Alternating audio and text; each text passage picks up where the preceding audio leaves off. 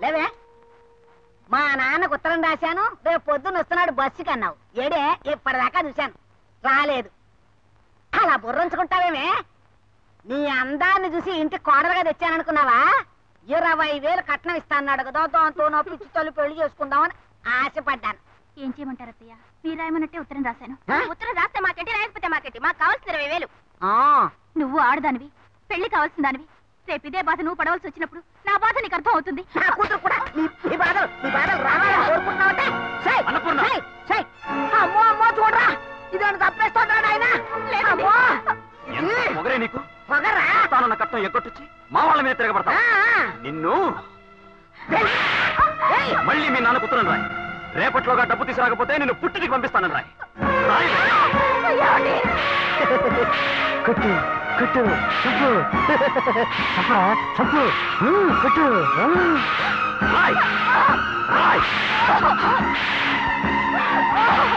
రామయ్య గారు మనం చూస్తే అతను ఇంకా రెచ్చిపోతాడు. పదండి వెళదాం. రండి. అడుగు తను చంపేసేట్టున్నాడు. చూసేద్దాం. తప్పు వచ్చేయండి రండి.